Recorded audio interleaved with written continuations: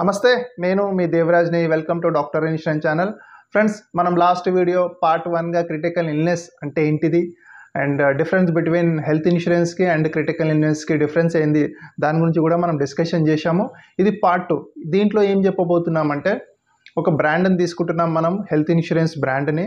So అది వచ్చేసి star health.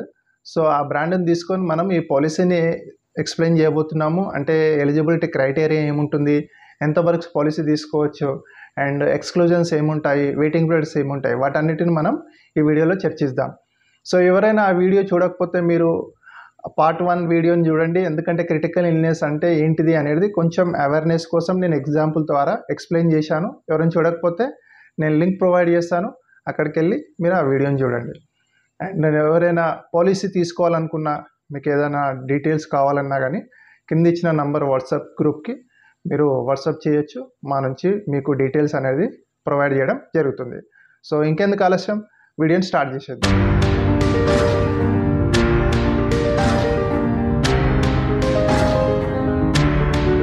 Policy పేరు వచ్చేసి Star critical illness multipay insurance policy అనమాట. సో ఈ పాలసీ ఎలా పనిచేస్తుంది అనేది ఇప్పుడు మనం చెక్ చేద్దాం. సో ఇది వచ్చేసి ఫస్ట్ మనము పాలసీ టర్మ్, ఇది ఇండివిజువల్గానే తీసుకోవాలి. ఈ పాలసీ ఫ్లోటర్గా అలౌడ్ లేదు. ఏజ్ ఆఫ్ ఎంట్రీ వచ్చేసి మీకు 18 ఇయర్స్ నుంచి 65 ఇయర్స్ వరకు ఎవరైనా ఈ పాలసీని తీసుకోవచ్చు.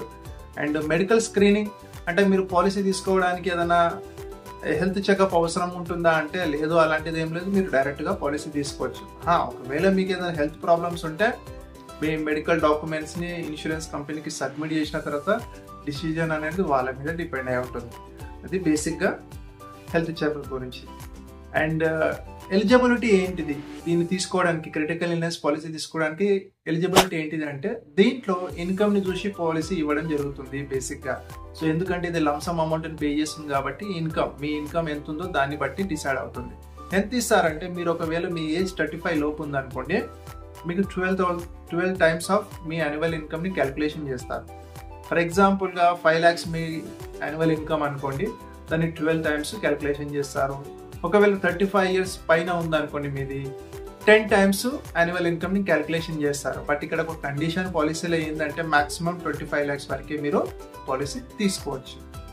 అండ్ ఇది ఎర్నింగ్ పర్సన్ గురించి. ఒకవేళ మన ఇంట్లో వాళ్ళకి తీసుకోవాలి, నాన్ ఎర్నింగ్ పర్సన్, ఫర్ ఎగ్జాంపుల్గా మీ వైఫ్ అనుకోండి, సో మీరు ఎలా తీసుకోవచ్చు అంటే వాళ్ళకి మీరు మాక్సిమం 15 lakhs వరకే తీసుకోవచ్చు వాళ్ళకి.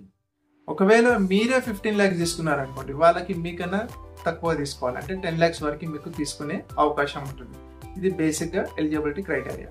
అండ్ దీంట్లో స్టార్ హెల్త్ క్రిటికల్ ఇల్నెస్ ఎన్నిటిని కవర్ చేస్తుంది క్రిటికల్ ఇల్నెస్ని అంటే 37 వరకు కవర్ చేయడం జరుగుతుంది. వీళ్ళు గుర్తించిన 37 క్రిటికల్ ఇల్నెస్ని కవర్ చేయడం జరుగుతుంది. వాటిని 4 గ్రూప్గా డివైడ్ చేశారు. గ్రూప్ 1, గ్రూప్ 2, గ్రూప్ 3, గ్రూప్ 4గా. సో ఇప్పుడు ఆ గ్రూప్ 4s ఏంటిది, ఏమేమి ఉన్నాయి అనేది మనం ఇప్పుడు చెక్ చేద్దాం. నేను ఇక్కడ డిస్ప్లే చూపిస్తున్నాను, మీరు చూసుకోండి. ఒకసారి మీకు ఏమైనా డౌట్ ఉంటే స్క్రీన్ని పాజ్ చేసి మీరు చెక్ చేసుకోండి. సో ఇప్పుడు దాన్ని చెక్ చేద్దాం. ఫస్ట్ వచ్చేసి మనకి గ్రూప్ 1లో వచ్చేసి మనకి క్యాన్సర్ రిలేటెడ్, క్యాన్సర్కి సంబంధించిన ఏమేమి ఉన్నాయి అనేది మనం ఇప్పుడు దీంట్లో చూద్దాం. ఫస్ట్ దీంట్లో క్యాన్సర్లో 3 డిసీజ్ని కవర్ చేశారు. క్యాన్సర్ ఆఫ్ స్పెసిఫైడ్ సివియారిటీ అంటే క్యాన్సర్లో ఎలా ఏ స్టేజెస్లో ఉన్నది అనేది చెక్ చేస్తారు ఇక్కడ. నెక్స్ట్ వచ్చేసి bone marrow transplantation and aplastic anaemia, వీటిని కవర్ చేయడం జరిగింది గ్రూప్ 1లో. అండ్ అలాగే గ్రూప్ 2 వచ్చేసి హార్ట్కి సంబంధించినవి. దీంట్లో 9 డిసీజ్ని కవర్ చేయడం జరిగింది. ఇక్కడ ఎగ్జాంపుల్గా చూపిస్తున్నాను చూడండి. ఓపెన్ చెస్ట్ సిఏబిజీ కానివ్వండి, ఓపెన్ హార్ట్ రిప్లేస్మెంట్ కానివ్వండి, or repair of heart valves కానివ్వండి, హార్ట్ ట్రాన్స్ప్లాంటేషన్ కానివ్వండి, లేకుంటే సర్జరీ ఆఫ్ ఆర్టో కానివ్వండి. సో వీటన్నిటిని ఇక్కడ గ్రూప్ 2లో కవర్ చేయడం జరిగింది. అలాగే గ్రూప్ 3 వచ్చేసి మీకు బ్రెయిన్ నర్వస్ సిస్టమ్కి సంబంధించిన దాన్ని కవర్ చేయడం జరిగింది. 16 డిసీజెస్ ఉన్నాయి ఇక్కడ, సో వాటిని ఇక్కడ కవర్ చేశారు. So coma of specified severity కానివ్వండి, పర్మనెంట్ పారాలిసిస్ కానివ్వండి, లేకుంటే బ్రెయిన్ ట్యూమర్ కానివ్వండి, లాస్ ఆఫ్ స్పీచ్ అంటే మాట పడిపోవడం, మేజర్ హెడ్ ట్రామా కానివ్వండి, లేకుంటే అల్జీమియర్ డిసీజ్ కానివ్వండి, బ్రెయిన్ సర్జరీ కానివ్వండి, ఇలాంటివన్నిటిని గ్రూప్ 3లో కవర్ చేయడం జరిగింది. గ్రూప్ 4 వచ్చేసి మీకు major organ and other conditions so దీంట్లో 9 డిసీజ్ని కవర్ చేశారు. బ్లైండ్నెస్ కానివ్వండి, end stage of liver failure కానివ్వండి, లేకుంటే మేజర్ ఆర్గన్ ట్రాన్స్ప్లాంటేషన్, లంగ్స్ కానివ్వండి, లివర్, కిడ్నీ, ఇలాంటివి. కిడ్నీ ఫెయిల్యూర్ అయినప్పుడు మనకి రెగ్యులర్గా డయాలసిస్ అవసరం వస్తుంది కదా, వాటిని కూడా కవర్ చేశారు.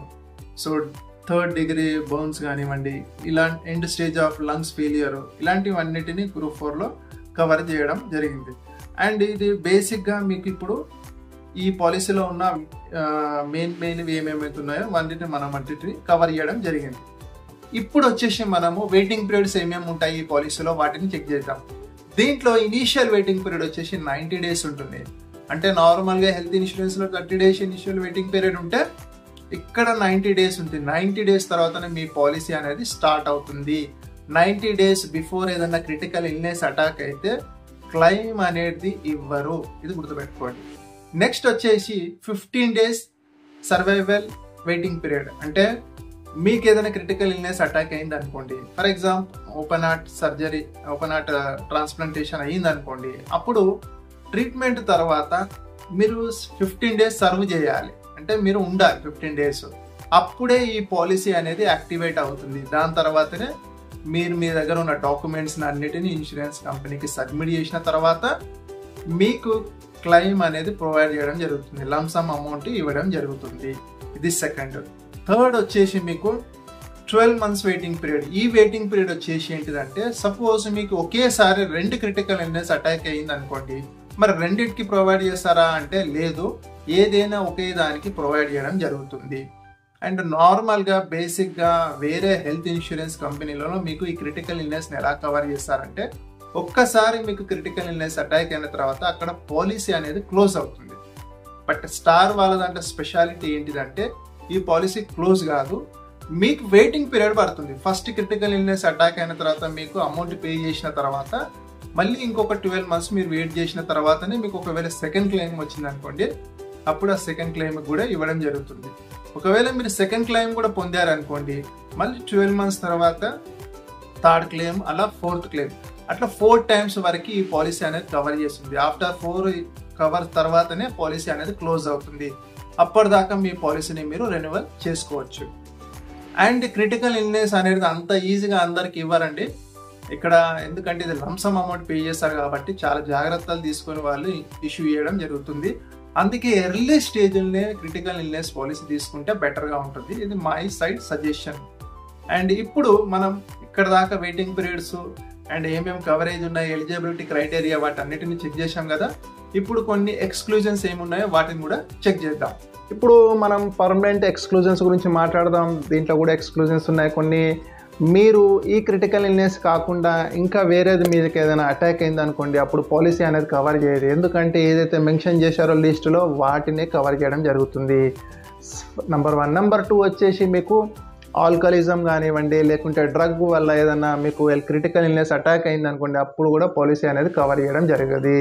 అలాగే మీరు ఏదైనా మెడిసిన్ మీకు డాక్టర్ ద్వారా లేకుండా మీ అంతగా మీద ఏదైనా మెడిసిన్స్ వాడడం వల్ల ఏదైనా అటాక్ అయింది అనుకోండి క్రిటికల్ ఇల్నెస్, అప్పుడు కూడా వాటిని కూడా కవర్ చేయడం జరగదు. అలాగే సెల్ఫ్ ఇంజురీస్ వల్ల క్రిటికల్ ఇల్నెస్ జరిగింది అనుకోండి, కవర్ చేయరు. లేకుంటే సూసైడ్ చేసుకోనికి వెళ్ళి అప్పుడు ఏదైనా క్రిటికల్ ఇల్నెస్ వచ్చింది అనుకోండి, అప్పుడు కూడా కవర్ చేయడం జరగదు. అలాగే అడ్వెంచర్ స్పోర్ట్సెస్ చేస్తుంటారు కొంతమంది, అడ్వెంచర్ స్పోర్ట్సెస్ ఇలాంటివి. సో అప్పుడు కూడా మీకు క్రిటికల్ ఇల్నెస్ అనేది రాదు. ఎందుకు అంటే ఇవన్నీ మనం చేసుకుంటున్నాం కాబట్టి క్రిటికల్ ఇల్నెస్ అనేది పాలసీ అనేది ఇష్యూ, మీకు క్లెయిమ్ అనేది రాదు. సో మా వీడియోస్లో మేము అన్ని వీడియోస్లో మీకు చెప్తుంటాం ఇన్సూరెన్స్ మీద అవేర్నెస్ కోసము. మీకు ఎక్స్క్లూజన్స్ మీద కూడా అవేర్నెస్ ఉండాలి మీకు. అప్పుడు మీకు క్లెయిమ్ ఎందుకు వచ్చింది, క్లెయిమ్ ఎందుకు రిజెక్ట్ అయింది అనేది మీకు అర్థమవుతుంది. సో మా ఛానల్ కూడా మెయిన్ మోటో వచ్చేసి మీకు ఇన్సూరెన్స్ మీద అవేర్నెస్ తీసుకురావడమే. సో ఈ వీడియోకి ఇప్పుడు వరకు చెప్పింది ఇంతే. సో మా వీడియో మీకు నచ్చితే లైక్ చేయండి, షేర్ చేయండి. Thank you. మళ్ళీ ఒక వీడియోలో మళ్ళీ కలుద్దాం.